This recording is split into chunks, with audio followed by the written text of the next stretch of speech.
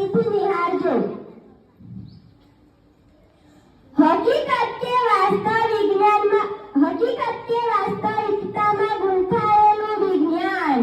હકીકત કે વાસ્તવિકતામાં ગૂંથાયેલું વિજ્ઞાન।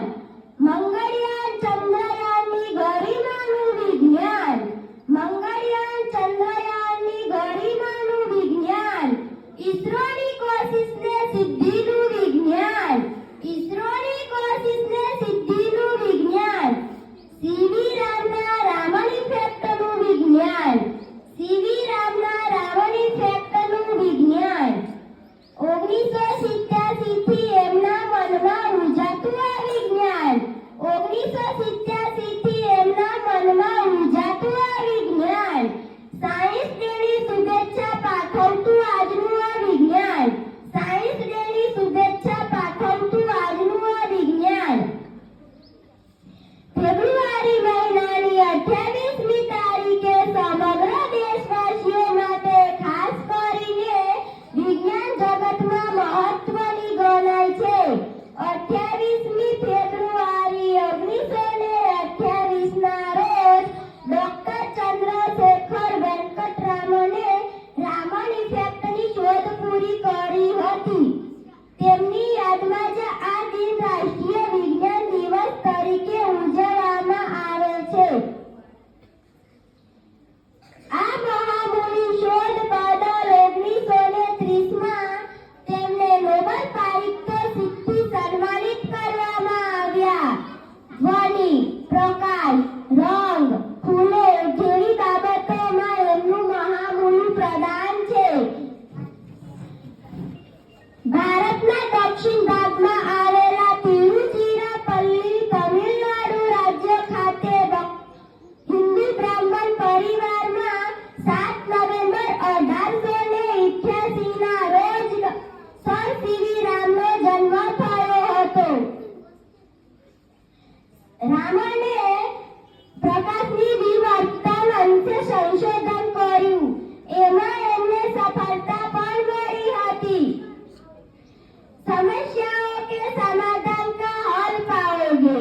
समस्याओं के समाधान का हल पाओगे यदि विज्ञान की ताकत को समझ जाओगे। यदि विज्ञान की ताकत को समझ जाओगे। ત્યાર પછી રામને ત્રિપાચાર્ય કાચનો પ્રયોગ હાથમાં લઈ લીધો। આ પ્રયોગ કરતા કરતા એમને વિશિષ્ટ પ્રકારની પ્રકાશની શોધ કરી। આ રીતે રામને પ્રયોગો કરતા કરતા અનેક સિદ્ધિઓ હાંસલ કરી। विज्ञान जब तक कठिन लगता है जब तक पढ़ाया जाता है। विज्ञान जब तक कठिन लगता है जब तक पढ़ाया जाता है। विज्ञान जब तक आसान लगता है जब तक प्रयोग करके बताया जाता है। विज्ञान जब तक आसान लगता है जब तक प्रयोग करके बताया जाता है। ईस्वी सन 1964 में તેમને ભારત રત્ન ખિતાબ એનાયત કરવામાં આવ્યા। સીવી રામને બિલોરી કાચમાંથી પ્રકાશનું કિરણ પસાર કરી જોયું। એમને શોધી કાઢ્યું કે પ્રકાશનું કિરણ 7 રંગોથી બનેલું છે।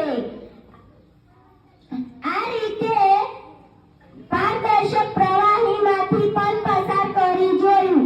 એમને દેખાયું કે જુદા જુદા રંગની રેખાઓ દેખાઈ।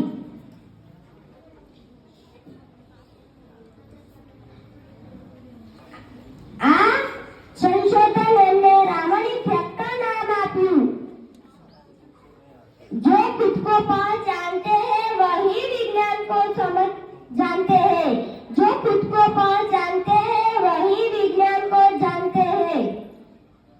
तो આજના દિવસે આપણે સાયન્સ પ્રત્યે પોતાની શોધને પ્રોત્સાહિત કરવાનો સંકલ્પ લેવો જોઈએ। દૈનિક જીવનમાં વિજ્ઞાન મહત્વ વિશે બધાને જાણવું